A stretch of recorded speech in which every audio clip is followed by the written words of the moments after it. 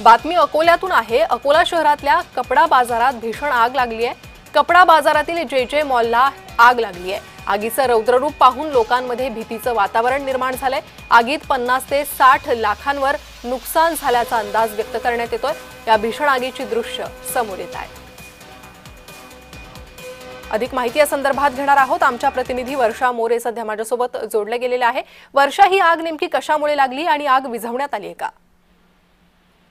नक्कीच प्रणिता, अकोल्यात जे मॉल आहे त्या जे मॉलला जे आहे ती भीषण आग लागलेली आहे। ही आग जी आहे ती सुमारे 3-3:30च्या आसपास लागलेली आहे आणि या आगीचं जे आहे रौद्ररूप धारण केलं होतं आणि काही वेळातच जे आहे संपूर्ण परिसरात या धुराचे लोळ सुद्धा पाहायला मिळाले होते। आधी धूर आणि मग काही क्षणातच आगीचं रौद्ररूप या ठिकाणी सुद्धा दिसून आलं। सुदैवाने या आगीमध्ये जे आहे कुठलीही जीवितहानी झाली नाही आणि आगीचं नेमकं कारण स्पष्ट झालेलं नाही। मात्र शॉर्ट सर्किटमुळे मॉलला आग लागली असल्याचा प्राथमिक अंदाज जो आहे तो समोर येतोय। त्या आगीची जेव्हा माहिती मिळाली तेव्हा अग्निशमन दल घटनास्थळी दाखल झाले आणि तब्बल 2 ते 2.5 तासानंतर आगीवर नियंत्रण आणण्यात अग्निशमन दलाला जो आहे तो यश मिळालेलं आहे।